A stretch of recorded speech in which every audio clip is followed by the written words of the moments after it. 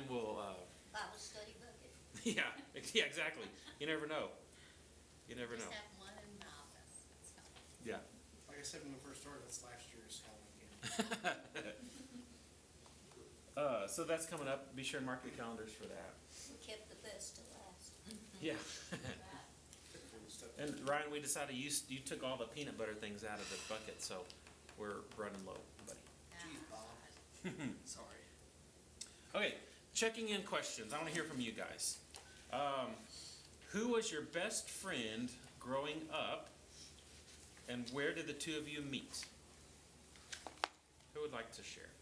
It was my cousin because it was the only friend I could find. Aw. Is it because you lived in the country? No, it's because I have 36 cousins Oh, on my gosh. dad's side. Yeah. And we were the same age, and we went to school together. And, you know, Mennonites get together a lot. They call them family gatherings, but we spent a lot of time together. So, yeah, he was family. Go my best friend growing up. Sounds like mine, but I wasn't Mennonite. My cousin, we were 5 days apart, so it was like we were twin sisters. We just did everything together, but we had a lot of family gatherings growing up because we all lived in Canadian. So, same kind of thing. Okay. I have a best friend, Nancy. I don't know where we met because she was born before me, and we knew each other.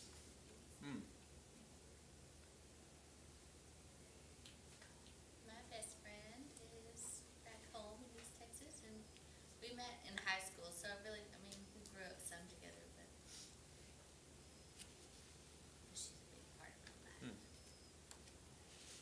What's her name? Samantha. One of my best friends we met when I was probably 19, older, but we're still friends. She lives in Colorado. Y'all still pretty close? Good.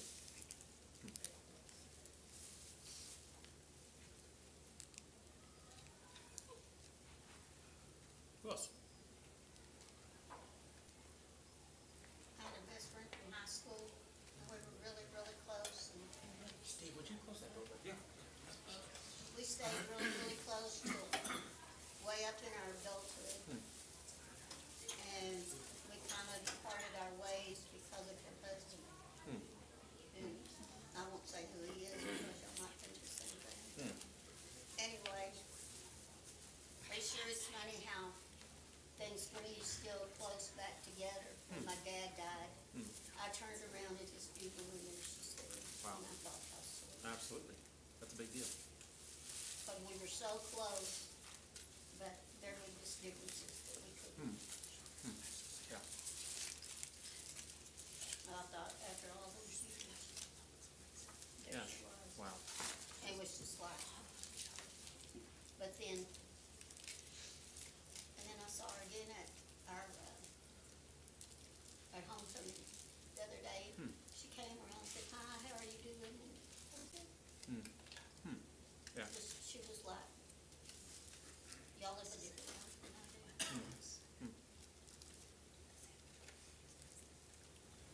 So I grew up with a kid named EJ, and we were best friends when we were little. And he lived like 2 blocks from me, and so that was back when you could ride your bike wherever you wanted, you know? And that's what we did. We kind of cruised around. We thought we were super cool. Probably had baseball cards, you know? We probably did that. And we played a lot. I remember one Halloween, I had this glow in the dark Jason mask, you know what I'm talking about? And so we thought it was hilarious. We thought it was so funny. We kind of hid in between the houses, and like trick-or-treaters would come by and they'd just see that mask kind of in the dark, you know, and then we'd just kind of chase them. Whatever. But EJ and I were really close growing up. I mean, the next question is, are you still in touch? And for us, it was, he moved schools, just like that happens a lot, right? And so we definitely lost touch then. There weren't cell phones back then. There wasn't internet or email or any of that. So definitely lost touch. But what's kind of cool is he's back in Brownfield. He actually lives catty corner from my mom and dad, like right across the street. He's an attorney in Brownfield. and he's over here a lot. Like I'll see him at Just About on Thursdays at Steak Day, because it's Steak Day, right? And so it's pretty cool. His son plays tennis for Brownfield, so I've got to watch him, and that's been kind of neat. But I think, when I think back to some of my best friends I had in high school that we ran around with and did all this stuff with, and sadly, like, I'm not in touch with any of those people. I don't know, can y'all relate to that? Like, the majority of your friends you're not really in touch with? I know you said, Ashley, that you're still close with your friend, which is that the norm? What do y'all think? I mean, most of the other ones like have moved on, everybody moves on, they have kids, they have their life, Uh-huh. but her and I have remained. That's what I was gonna say, I think you have your, especially, I think junior high is when you find your friends, and then like high school, you kind of get in your groups.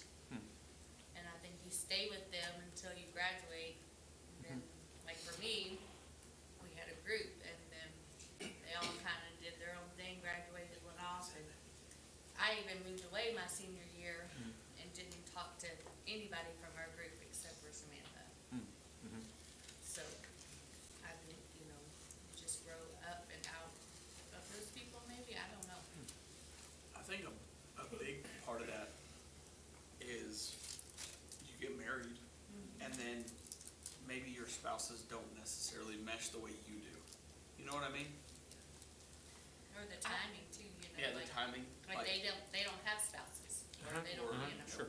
They I don't have have a kids. friend who I was friends with in high school, and she moved here a few years ago, actually goes to this church, and so we don't text very often, but when we hang out, it's like we didn't miss anything, It's like busy. Yeah. Then I also have two friends that used to live here, and they moved, but we still talk every day and see each other a lot, so it's, I don't know, Yeah. At least you have friends. Ryan claims he has no friends. I think, Sean, I know there's Ryan says exceptions, he has but no I friends. think that, in our Right? case, the older you get, You say that too. you start trying to reconnect those early day friendships, because maybe you feel like, why did I ever let them get away and get out of my life? You have regret over not keeping up with those people. One more time. I know Facebook's made it really easy for you to reconnect with a lot of, yeah, see, I'm speaking up for old people. Hey, I relate to that, buddy. I relate to that. Yeah. How many times do you forget to text somebody and then a week goes by and you're like, well, I can't text them now? A lot of my friends, we'll pick up a conversation that ended, or that got suspended 2 weeks ago like nothing ever happened. Well, just like what I was talking about when we had our 50-year class reunion. Some of those people we hadn't seen in 50 years. Others we see every other day going down the street, But what do we take for granted a lot of times? That till somebody's gone, we're good. Yeah. That's right. I think it's kind of hard too to stay connected when you're younger, because when you've got a family, and you've got all these kids, I think it's wonderful to stay connected with people not here in Seminole, you know what I mean? It takes a lot out of you, because you're a mom or you're a dad, you've got these kids, you go to school, and you're torn in every which direction. So it's really important to have a close, connected group of friends that you can lean on here. Yeah. That are here, and still try to keep those other friends, maybe that you only see once a year. Yeah. So on. Yeah. Can anybody else speak into that? So two of my best friends, they used to live here, moved away, but I keep thinking, like, when we did find our people, I was like, I have my people, like, I have them, but then I was like, but I see them like once a month. And so it really made me think, like, do I even have people that I would consider, like, cause like we talked about how you have your like outer circle, and then, it gets, and I'm like, do I have people that like know me that well, that are around me every week? So,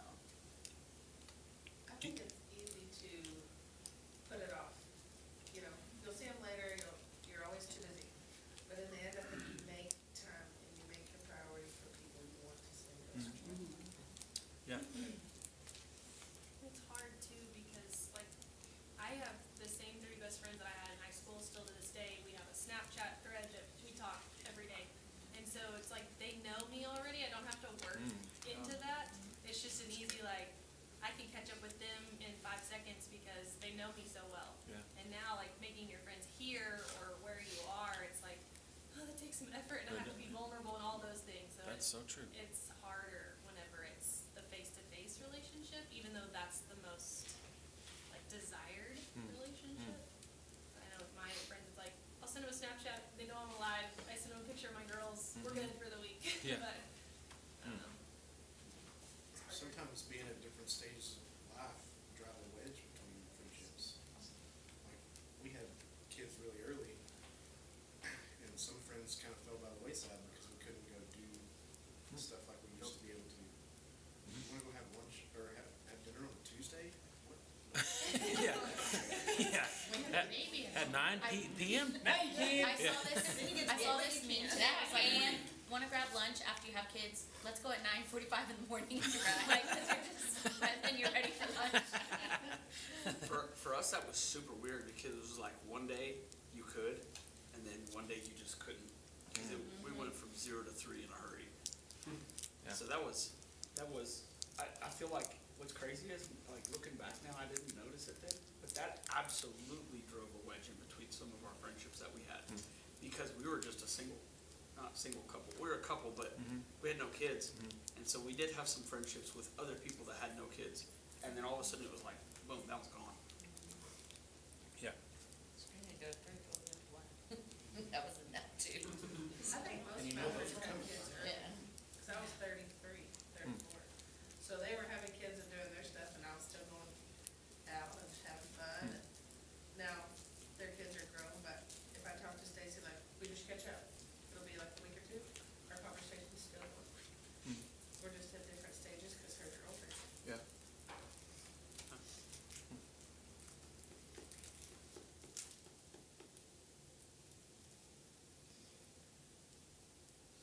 So, thinking back over the last few weeks that we've met and just things we've talked about, it's one of the questions on the catching up. What other reflections do you have? Like Heidi, you mentioned, you feel like the study has sort of pushes you out of your comfort zone a little and makes you think a little differently about things, so. Well, I had to get back in touch with some of my neighbors, you know. It was good, That's good. because you get in the habit of just doing your thing, and everybody's busy, or they're inside, and you don't make the effort to go to them and bring them food, or just chat. You sit down. So I saw a study that said the air conditioner changed everything. Because before the air conditioner, where everybody hang out? Outside, On the beside your porch, neighbors. yeah. But once we got air conditioner, and we experienced this in Central America, we didn't have nobody had an air conditioner. Everybody's outside all the time. You know your neighbors better than, we all speak the same language, and we knew them better than people here because we always saw them. But air conditioners changed everything because now we are inside. We're not outside anymore. I mean, how can you sleep on the porch every once in a while, not very often anymore? You know, it's kind of interesting to think about. It's gotta be pretty nice. And the Yeah. houses they build, newer houses, they really don't have a front porch. Right, yeah. They got a back porch. Yeah. Inside. Inside the fence. That's so true.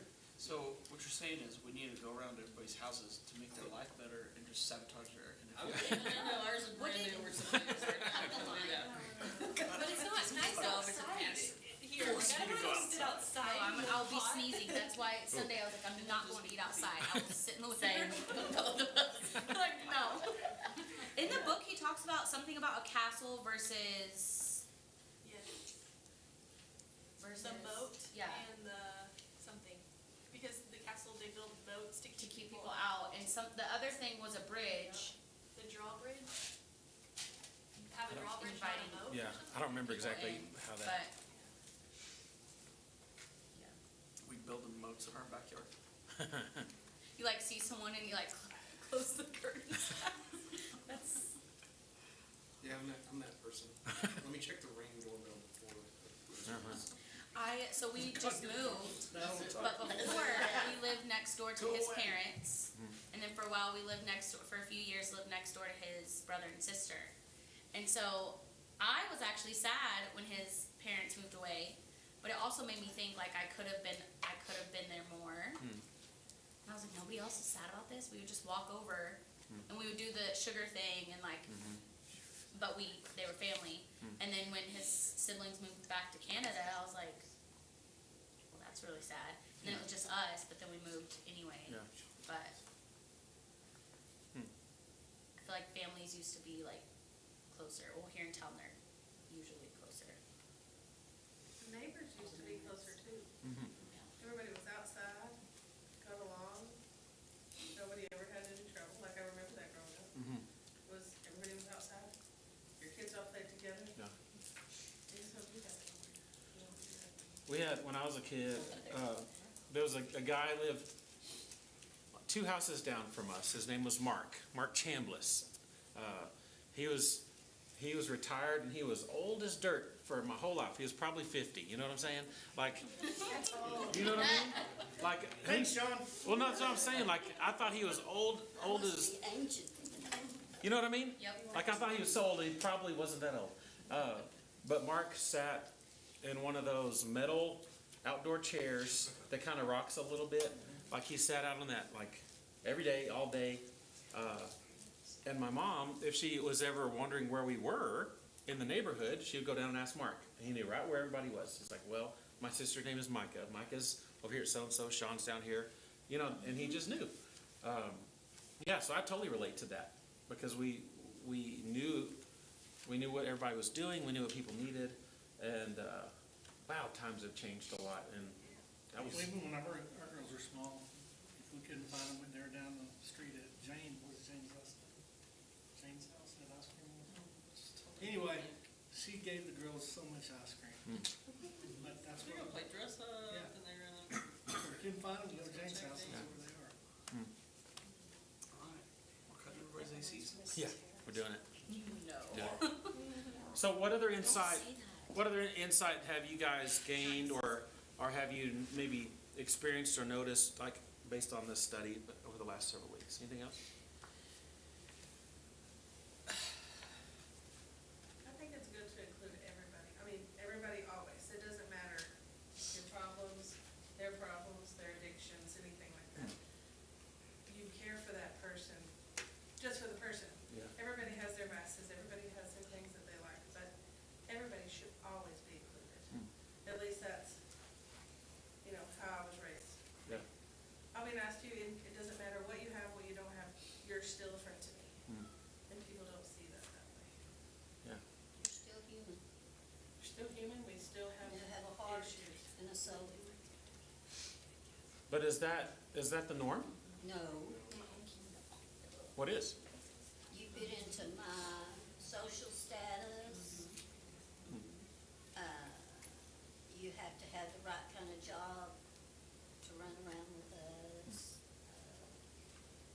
I think it talks about that in the Find Your People study too, about we're culture where like you can pick and choose and customize everything. And so we end up only gravitating towards certain people, and I mean, some of that is natural, but like if you look at the guys that Jesus had with him, they were all sorts of different. And they all just had the one thing in common, that they were willing to follow him. Whereas us, we're like, oh, well, we kind of need to be the same to be friends. And then that's why family's such an interesting dynamic, because, I mean, I love my sisters, but we wouldn't naturally like find each other as friends if we weren't related, you know what I Yeah, mean? yeah. But because we're related, Yeah. we love each other, and it's great to get to know them, and like, one's single and she's living in the Middle East, and then one is divorced with 5 kids and homeschools, and like, Yeah. we're all so different that we wouldn't naturally find each other. My little brother lives right here in town, and I haven't seen him since August. But yet, I know where he's at, and I know if I need him, I can call him immediately, he's right there with me. But we just don't cross paths, we don't have anything except my mother in common, and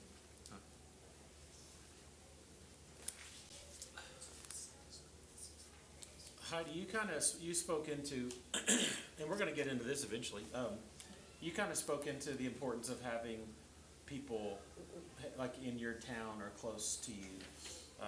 And you even kind of alluded connect groups. I mean, that's what we call them here, right?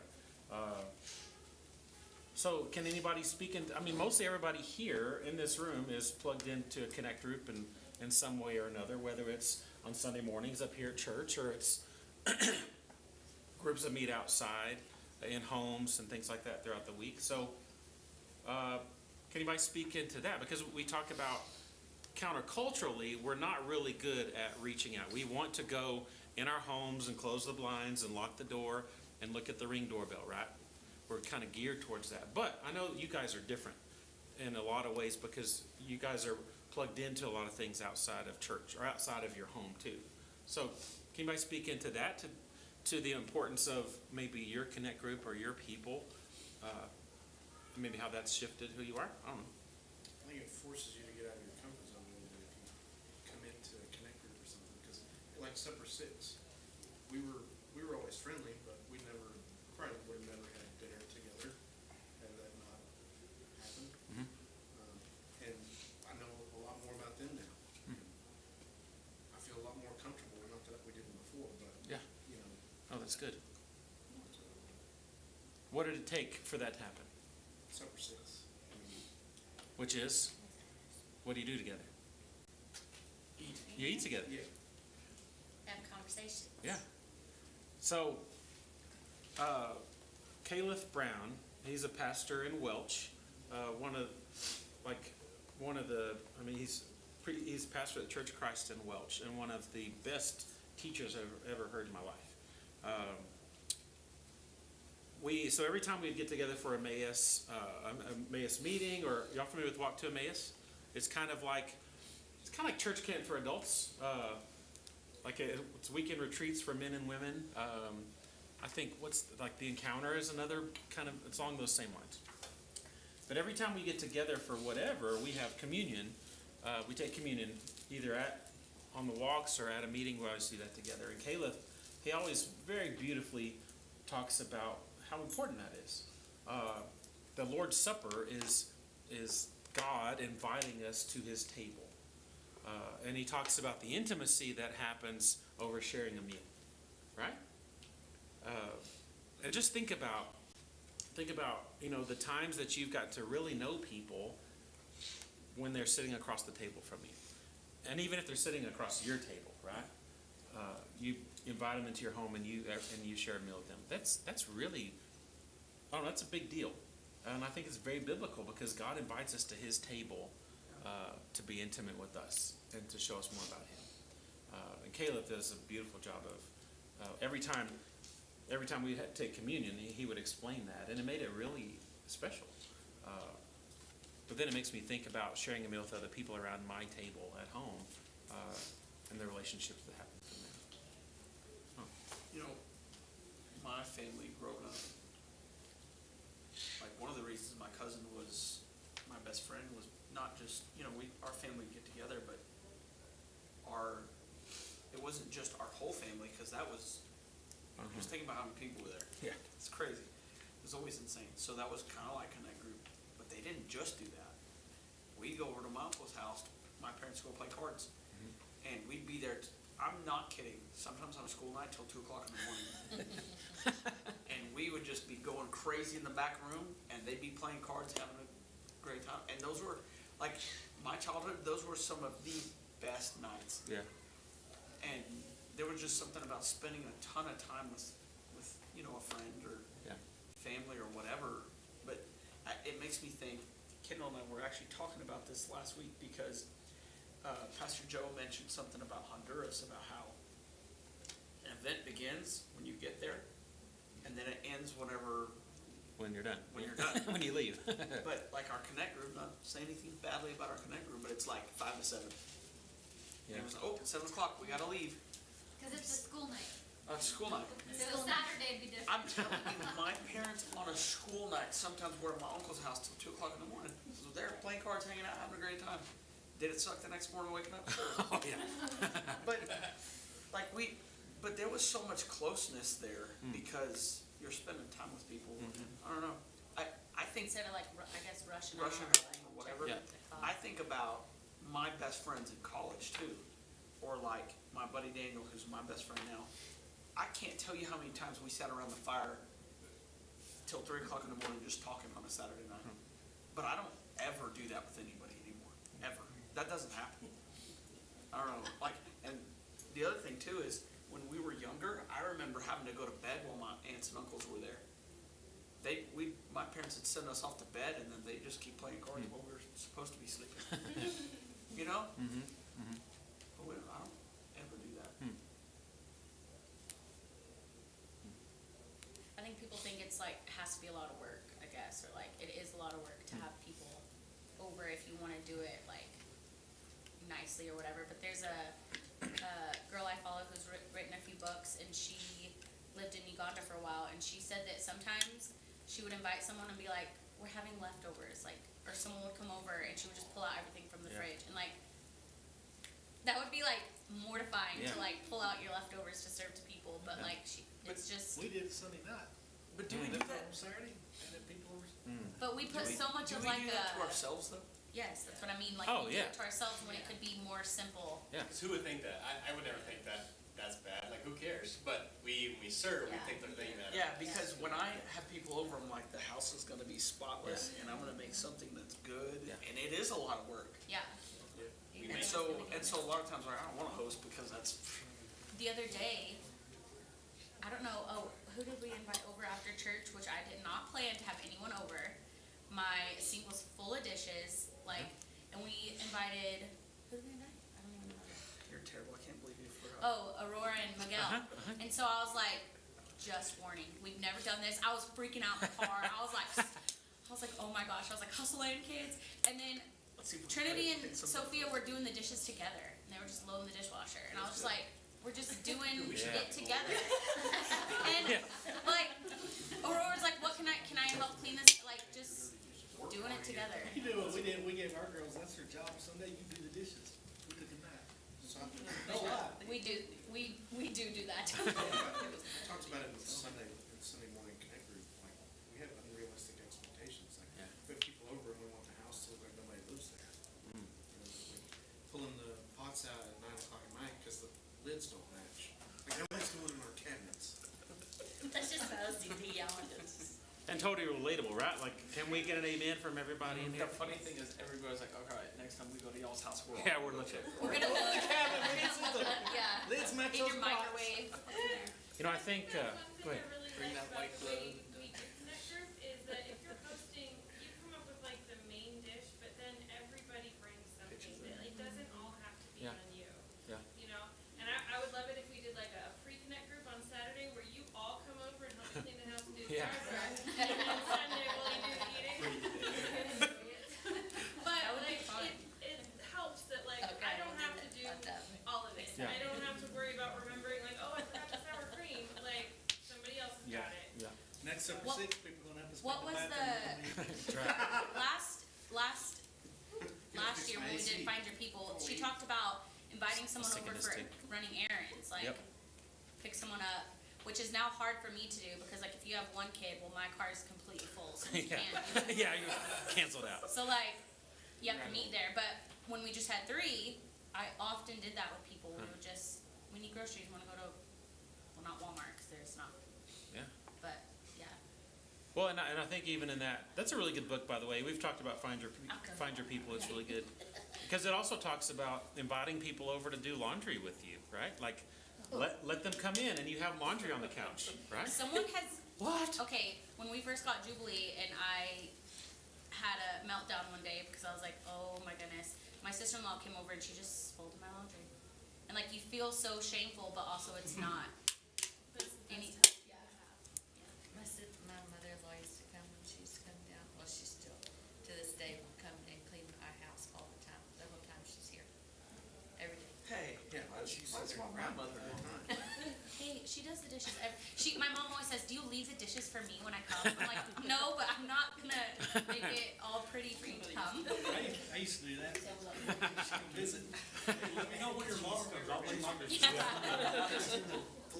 feel like when I'm hosting, like, it doesn't matter how early I start. I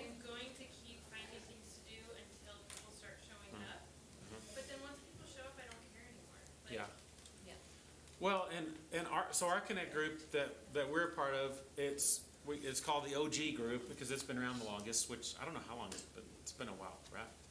Years. And when we first started, I feel like everybody that hosted felt like things had to be like in order. Like we're painting baseboards, or something stupid. Like, oh my gosh.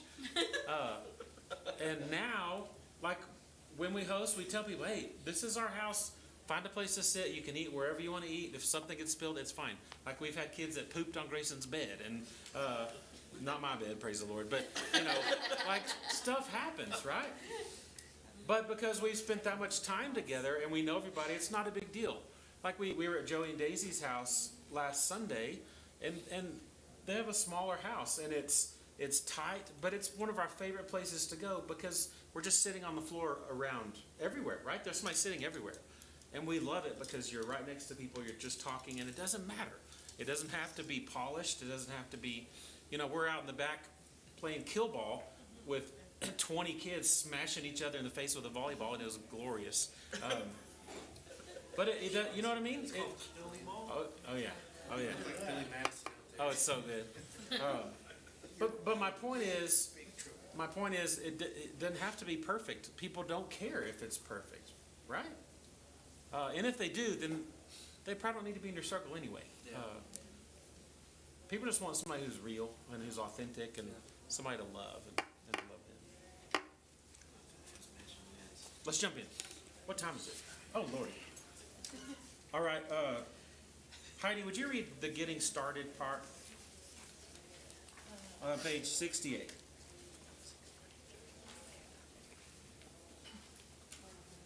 In Jesus' day, eating with people was a big deal. This is because if you ate with someone, it meant that you were interested in being friends with him or her. It meant you accepted that person, and it was a sign to everyone else in the community about what mattered to you. Based on this, you'd think that Jesus would have picked all the morally upright, virtuous people to eat with. After all, these were the folks who had been, quote, getting it right, end quote, and showing everybody else how it was done. It only makes sense that Jesus would want to point them out by having lunch, right? Well, you'd be surprised. Or maybe you wouldn't.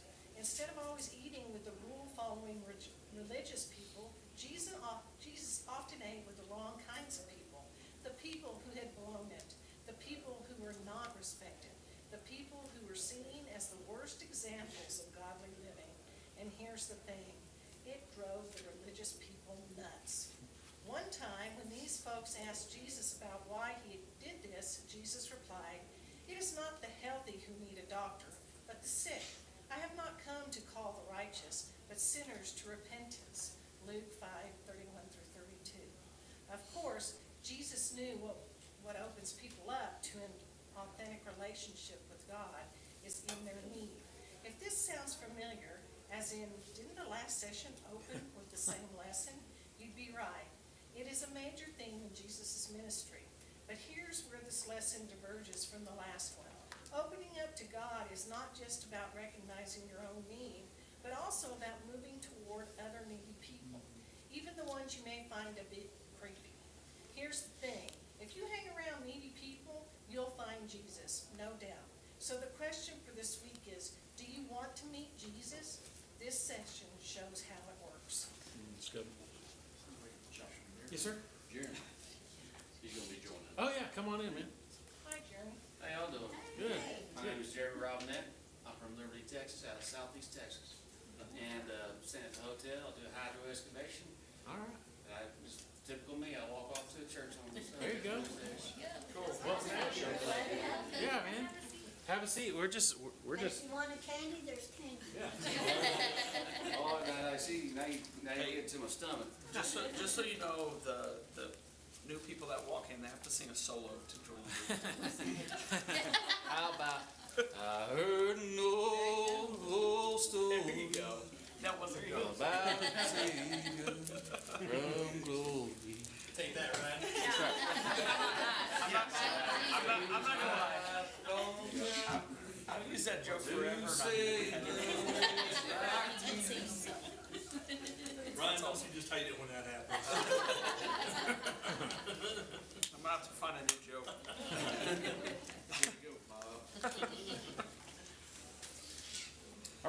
So then jump over to page 69 at the bottom, hearing the word. And then somebody read that scripture if you would, and we're going to jump right into the video. You're talking about John 17, 22? Yes, sir. Okay. My prayer is not for them alone. I pray also for those who will believe in me through their message, that all of them may be one. Father, just as you are in me and I am in you, may they also be in us, so that the world may believe that you have sent me. I have given them the glory that you gave me, that they may be one as we are one, I and them and you and me, so that they may be brought to complete unity. Then the world will know that you sent me, and I've loved them, even as you've loved me. That's good. That's really good. I'll just jump in so we have time to discuss.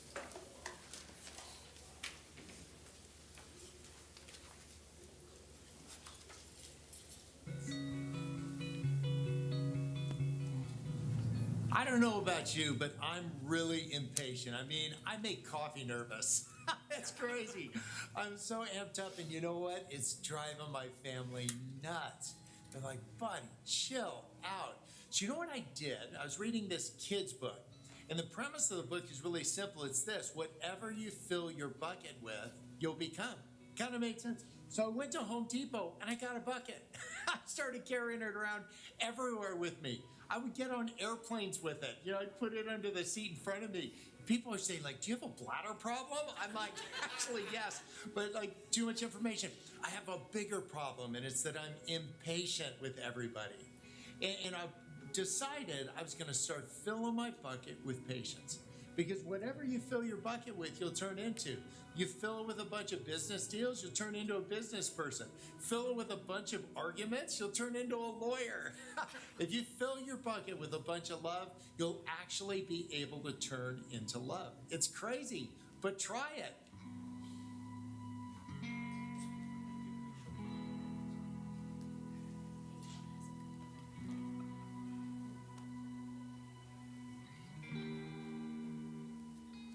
I have a friend named Randy. He's the pastor of a church. He's got a band called Phillips, Craig, and Dean. I know it sounds like a law firm, but he's a really terrific guy, and he's also the pastor of a church.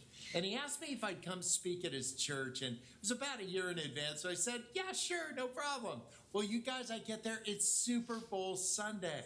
I'm like, Randy, did you know it was Super Bowl Sunday when you asked me? He's like, yes, I knew nobody'd come if you weren't here. I'm like, I hate your guts. So I spoke at this thing, and I'm rushing home to be with Sweet Maria because I don't spend many evenings away. And I get to the airport, and I pull up to the rental place, and I got that guy. Have you ever had that guy? I mean, he's so slow. My clothes are going out of style. Entire seasons are changing, and I'm so frustrated. And then I looked in the passenger seat, and I saw my bucket. And for the next 30 minutes, I said, fill it with patience, fill it with patience, fill it with patience. And when he finally got to me, I mean, I got there in spring, he got there next Christmas. And he opened the door and he said, how was your rental car experience? Man, in the old days, I just would have clocked him. But because I'd been filling my bucket with patience for all that time, you know what? I got out of the car. I said, you know what? It was awesome. I had a great time. I love the car. I love you. I love waiting. We're good.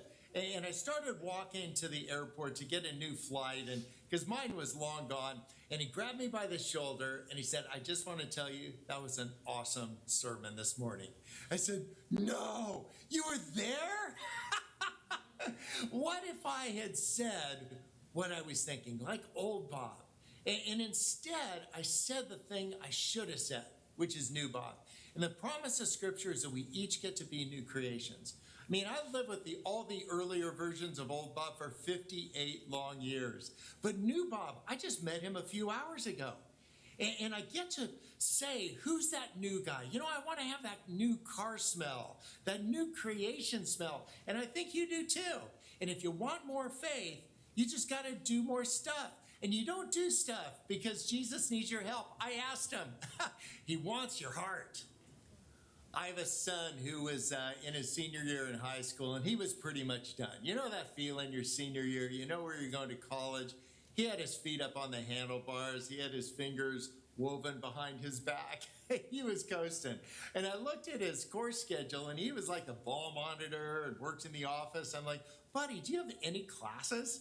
And so he went up and got his class list and brought it back kind of sheepishly. And I'm like, buddy, you're barely going to school. So we went to the principal and we made a deal. He was just bored. And having young people who are bored isn't a good idea. So we made a deal. Every day he would go to school till noon, and then he'd go to the airport and work on his pilot's license.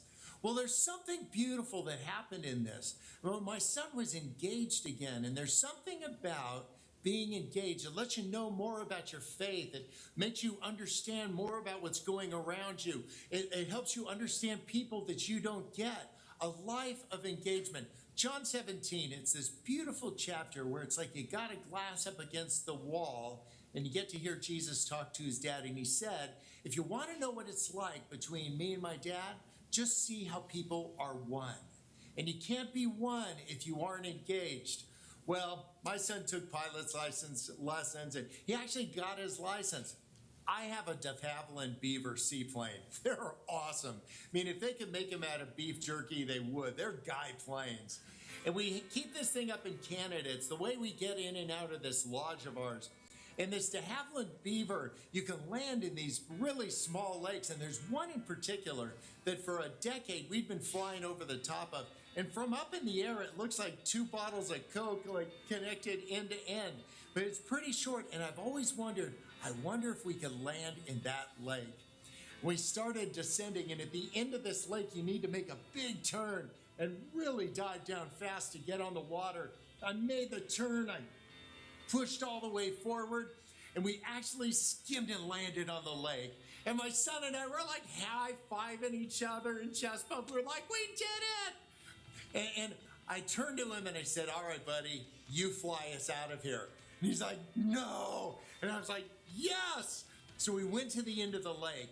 And with the de Havilland Beaver, you need to be going 55 miles an hour before you take off the water. And he threw in all the throttle like a big dog. He was going 10 miles an hour, 20, 30, 40. I'm sitting in the passenger seat. There's no controls over there. And by the time he got to 55 miles an hour, I thought he'd pull back, but he didn't. And he got to 65 and 70, and the trees were looking pretty big. And he pulled up, and we just cleared him. It was awesome. And we're like, yeah, we did it. Then I turned to him, and I said, all right, buddy, you go land us in the lake. And he's like, no. And I was like, yes. And he turned the plane, and he came into the lake, and he was coming in pretty hot. He came close to the cliff. He made this big turn, and he greased this thing on the lake. I didn't tell him at any time what he ought to do. I knew that he knew what to do. And I think that's what God does. I mean, when he landed on this lake, he started 18, he ended up 35.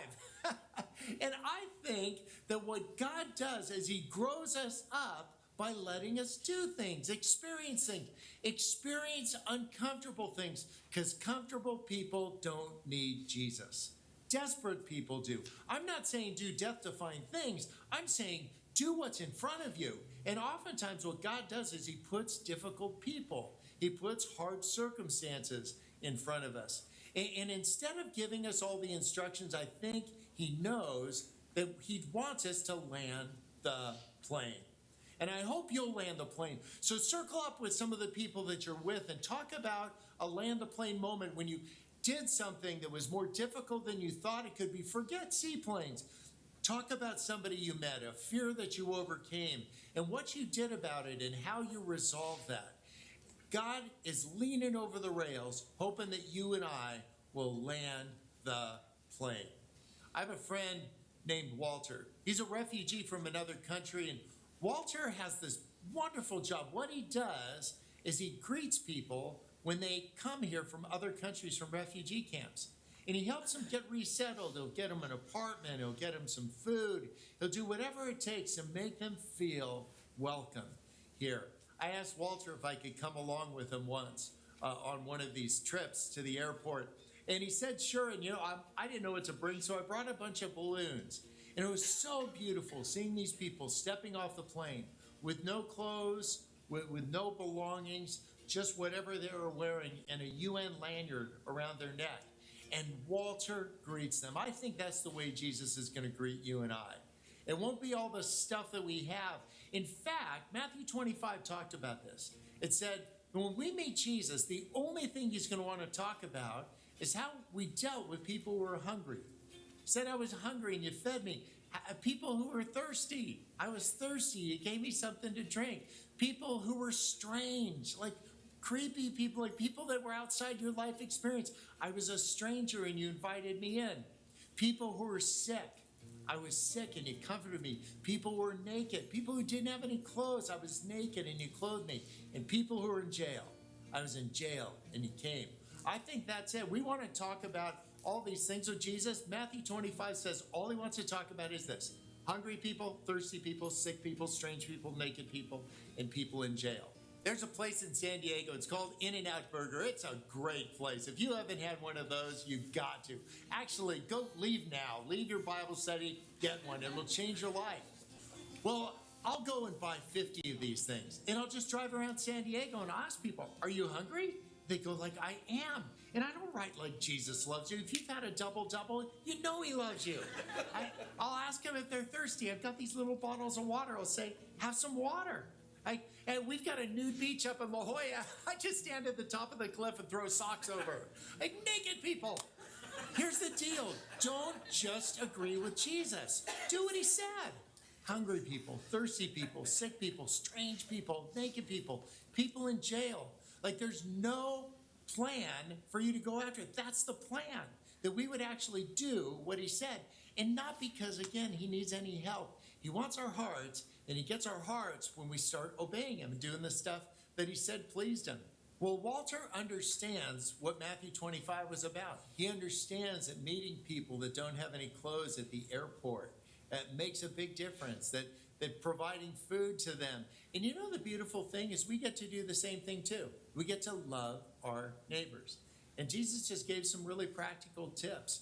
Find people that are hungry and thirsty and sick and strange and naked, people in jail, and see what you can do. And it's this easy. It might be as easy picking up the phone. Remember in Love Does, I put my cell phone number on the last page of the book. Remember? Well, I get all these calls. I get 50 calls a day. I can't get a thing done. And I don't send anybody to voicemail. You know why? Because Jesus was always available. It was like he had his shirt untucked and he would let people come up and give a tug on it. Remember, he turned around to that woman and said, who was that? Or the little guy in a sycamore tree, he's like, lunch on you. He had time for everybody. And I was finding I was getting less available. How about you? So what I decided to do is I would not send anybody to voicemail. And I get all these calls. People don't follow vision. They follow availability. And there's something beautiful that happens. Every time I pick up the phone and say hello, I just answer every question anybody has. People just want to know, is it really true? And they want to know that about you, and they want to know that about me. And we can answer that by saying hello. And so try it for a week. Don't send anybody to voicemail. And if this is going to wreck your life, you don't have to change your ringtone to a rooster crowing, and on the third ring you've denied Christ. Anything like that. But just be available. Watch what will happen in your life and in the lives of the people that are around you. I was sitting down as a lawyer with somebody and doing my best to give him some advice, and the phone rang. And so I excused myself. I said, hey, listen, I never send anybody to voicemail. So I answer the phone and it says, you have a call from... And it went into this recording. I'm like, whatever. So I hung up. A couple minutes later, the phone rings again. It says, you have a call from, and then the recording started. So I thought, well, I'll just listen to the recording and then, at the end say, stop calling me. Well, it said, you have a call from the Sacramento State Penitentiary. And it went on to say, press 5 for your call. So I'm like pressing 5. I'm like, this is awesome. And I had it figured out in advance. No doubt there was a crook in there, and he'd read Love Does and was calling me up just to tell me what a boss I was and what an awesome book. So I said, hello, it's Bob here. And then he said, well, where's my girlfriend? I'm like, oh, no, wrong number, buddy. And you know what? The Love Does number is 1 digit off from his girlfriend's number. So I'm like, oh, buddy, so sorry. This isn't her. And I hung up the phone. I got back to being a lawyer, And about 5 minutes later, the phone rings again. I pick it up and I say, hello, and there's this recording. You have a call from, so I press 5. And the same guy is on the other end of the line, this guy in jail, and he says, will you call my mother? I felt like I was his concierge. So I put it on a merged call, right? So we could both be on the line. And the phone rang a couple times and she answered and he said, Mom, just so good to talk to you. And he said a couple things. And he said, I just want to tell you that I love you. And she hung up. Oh man, it was just me and him on the phone now. And I said, buddy, I am so sorry. What is it that you need? And he said, I need a bracelet. I'm like, a bracelet? I would have thought an alibi, a cake with a file in it, a couple bed sheets tied together, but never a bracelet. And I said, why? And he said, actually, it's an ankle bracelet. And I've been in prison for a while and I've qualified to get one of these things, but I don't have any money. I'm like, buddy, I'll pay for it. I'll hook you up. What color do you want? The next day I found out how much it cost to LoJack a felon. It was nuts. But here's the deal. If you want a good deal, go to a garage sale. If you want Jesus, you go find some people to creep you out. Like there's something that happens as when we get uncomfortable, we start needing Jesus more. Well, I don't know if I'll ever hear from this guy again. I kind of think that someday I'll see him walking down the street with my flat screen. But one of the things that I've been learning is that if we really want to get about our faith, if we really want to love everybody always, then it's going to take us moving a little bit further than where we've been before to make a next courageous step. What it really boils down to is this question: what are you going to fill your bucket with? And for some of you, it's full to the brim already. Like it's so full of other stuff, there's no room for the next thing. And so a parallel question would be, what do you need to get out of your bucket? What have you been carrying around that you don't need to make a little bit of room?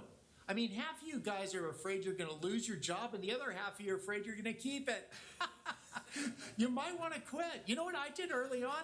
I wrote my resignation letter. I put a stamp on it. I addressed it to my boss, and I gave it to my wife. I said, you mail this thing in. If this job ever gets in between me and you or me and my faith, you don't even need to tell me. I'll find out.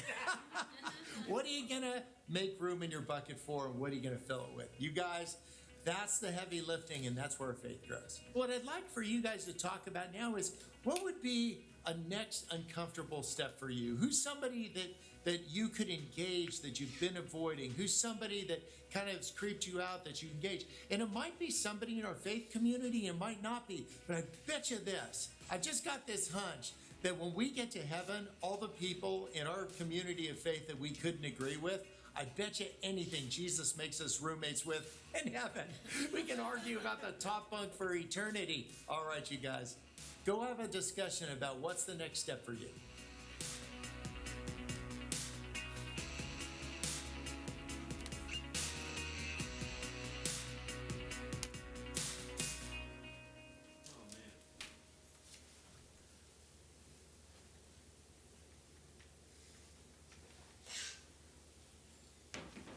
Listen to him just all day. It's just, golly, I want to be like him when I grow up. Tossing socks over the cliff. One thing, like reading his book and like listen, some of the things you just have to really think about what he's meaning and saying, because it's like so, like the analogies are so crazy that you're like, okay, what is he like? Yeah, or at least I do. Oh, it's so true. Or is he being serious, or is he joking? Right, yeah, exactly. So several of these questions I want us to chew on really for next week, because, well, it is 7:25. A few things that really stuck out to me, and I want to know if there's anything you can add to that. Comfortable people don't need Jesus. Desperate people do. That hit me in between the eyes. And then right within that, he said, do what's in front of you. Like we're always kind of wondering, what am I supposed to do? What are you calling me to do? And maybe it's what you're already doing, but maybe it's what he's already put right in front of you. he said several times that he doesn't need our help, he wants our hearts. There's a book, and I can't think who wrote it, you guys may have read it, and the book is called Stop Asking Jesus Into Your Heart. And because we, with our children, we've talked about that for a long time, that's kind of been the thing. That's what you've said and what you've heard growing up in church. When God, it's not about us asking Jesus into our heart, it's about us surrendering ours to Him, and because I think that's kind of the whole thing. God doesn't need our help, but He wants our surrender. People don't follow visions, they follow availability. I thought that was pretty cool. And made me think, how available am I to people? Am I too busy to stop what I'm doing? And I'm guilty of that even with my own kids. I mean, even with Grayson. So Grayson, he's our storyteller, and it takes him 5 years, to tell you anything.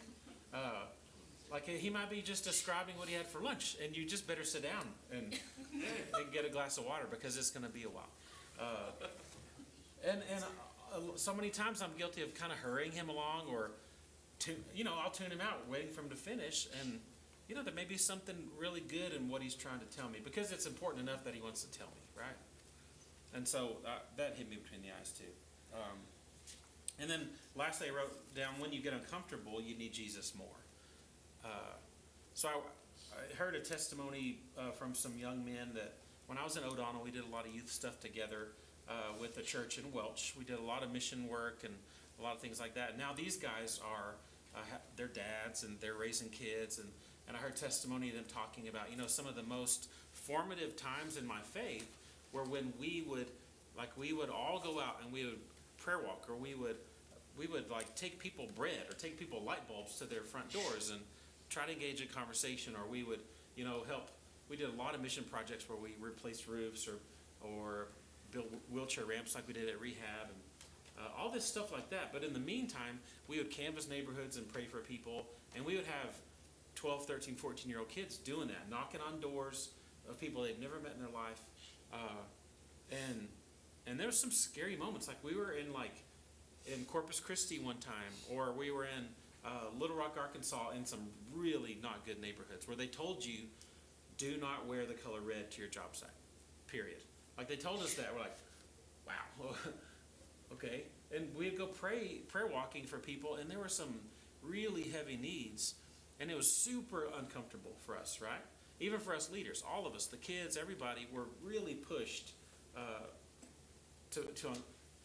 in our comfort zone, right? But those kids still remember that, and they look back and they say, that strengthened my faith as much as anything I've ever experienced in my life, because you forced us to get uncomfortable. Because there's a question number 2 on page 73. Says, how do you describe the difference between agreeing with Jesus and doing what Jesus said, right? And there's scripture that says, don't be just a hearer of the word, right? Be doers. Yeah. And so I wonder, just in that vein, and this whole thing, like what is God calling us? And me, as we leave this place, we ask ourselves, God, what are you calling me to do that might be a little uncomfortable? That might be outside of what I think I can do. When I think about Steve, I think about you. I think about the leap that you took this year. You've been coaching and teaching for how long? 26 years. Yeah, and you're how close to retirement? It was 3.5. Yeah. And Steve felt called to open a guitar studio. He was already teaching a bunch of kids, but he feels like that's his ministry. And so Steve, that's a big leap for your family. That was a big commitment, and Anna can amen that. This is the first month of my whole life without a teacher paycheck, because both my parents are teachers. Huh. So every month of my whole life has been, we know Yeah. what the number is. Yeah. And actually tonight, I'm going home to do the finances tonight, to see. Yeah. And it's been scary, but it's also been, there's been man on the ground every day. Yeah. Every Yeah. single day, so. Yeah. So right before we started class, I was just looking through Facebook, and they had this thing. I was like, screenshot, it's called the comfort zone, but it has 4 circles. And so one's, starts with a small one, then the next bigger one, the next bigger one, the next bigger, but the smallest one's inside. Okay. All of them. You can see it. It's like a Venn diagram. But, I know what you're talking about, Nancy. see that, teach me out. But the first one, the smallest one is your comfort zone. Okay. I mean, it just goes exactly with what we're doing. And then the next one out is the fear zone. And in that place, you like self-confidence, you find excuses, you're affected by others' opinions. Huh. And then it gets bigger and kind of as you get out of that fear zone, you made yourself get through it. Then it's got the learning zone. So you deal with challenges and problems, acquire new skills, extend your comfort zone. Ah. Now it's bigger. And then the last one is the growth zone. So you find your purpose, live dreams, set new goals, and conquer objectives. And so just, if we can get out of that comfort and Yeah. get through that little bit of fear zone, Yeah. then we get into Wow. that learning and growth. Wow. That's good. Were you gonna say something? I got a little, I got, that's, I guess that's where mom eat right now, this church. So I've got a couple of them around the block. I'm a firm believer that everything happens for a reason, bad or good, and they have a lot of bad and they have a lot of good. And when you talk about that, sometimes he just wants you to believe, and that help, you know?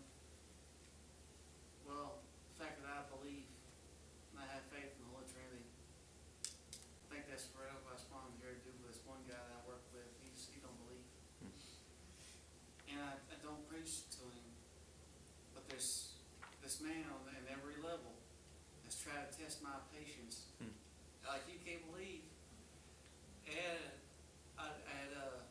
and he gets so aggravated because one day, or like yesterday actually, and there's a couple occasions, I think God just wants me to be me and believe in order for him to see with his own eyes, you know, open his heart just spiritually, and be like, no matter what I do to him, he just keeps coming back like a plague. Walking through the fire, and here I am. I'm still walking through the fire because yesterday it was interesting. I get out of the truck and stuff like that because I want to go to the gas station, and he's not going to the gas station, stuff like that. He's got to go somewhere else. So no sooner than I get out of the truck, I was going to go shake his hand, stuff like that, and he won't shake my hand or go and show me a kind day, because he don't believe, you know, and that's okay. It's each his own. But no sooner than I get out of the truck, there's a mariachi band of a lady singing mariachi and her husband, and they're driving a horse carriage wagon and stuff like that, and they're at the red light right there in front of everybody, the other stuff. And it's just, when's the last time you ever seen a horse-drawn carriage from there? She's singing and leading, you know? And it was just right up my alley because I'm that guy. I come from that kind of life. I come from, you know, ranching. I wasn't born to it, but I was raised on it since age 11. I worked for California for 15 years. I still mess with them from time to time during the hurricane seasons, you know, get them out before they come, you know, for a hurricane comes in. And it was just right up my alley, and I just knew that was meant for me. I walked up there and said, "Can I have a ride?" "Yeah, sure." I said, "Dios te bendiga," you know, and started getting in stuff like that. I turned around to the guy that just I worked with, and he's sitting in the truck, and I just waved to him bye. I did like this, I waved to him bye. I could see just a sheer rage on his face, you know, stuff like that. But I think if I just keep walking through the fire, and no matter what he throws at me, sometimes I'm reflecting my testimony, hopefully, that y'all might just keep walking through the fire, because you got people, you got things in life that come against you, you know, stuff like that. But there's somebody that's watching you that needs you to kind of just show them by example. And just, even today, when I didn't want to go to Walmart all the way to Hobbs, I said, well, right here at the four-way, before you get on the main highway, you know, highway, I said, I think this is where I'm going to catch a ride. He said, fine, get out. And I did. And I got out, and then it wasn't an 18-wheeler, but the truck behind him that I asked, you know, stuff like that. So the 18-wheeler was going the same way, going house. I don't want to go house, remember? So I walked up to him, and sure enough, it was the first people I'd asked, you know, are you going to those, I say Salem, but this ain't Salem, this is Seminole, yeah. And yes, he was, cut a ride all the way here, you know, and it's just little things like Yeah. that throughout the day, and it's just, it's been going on for 3 weeks, Hmm. and it's confounding, we never say it. Hmm. So, If you're remember looking, right? Psalms 20 Yeah. Remember this, Psalms 25 will talk about things like that, and also a nice little part in there of repentance, forgiveness, and love and truth, you know, stuff like that. And one passage that I like, part of that Psalms 25, is remember not the sins of my youth. And then then you got John, 1 John, chapter 4, 7 through 16. If you ever want to know what it means to have love of God in your heart, you know, and stuff like that. Because they always talk about, you know, like you said, you know, have God in your heart, have your heart. What does that mean? What does that really translate Yeah. into? Then it translates to this: God is love, loves God. Does it have love in your heart? Does it have God in your heart? That's good. Never stop loving. That's good. Thank you for that. That's good. That's great. I couldn't add anything to that. Thank you.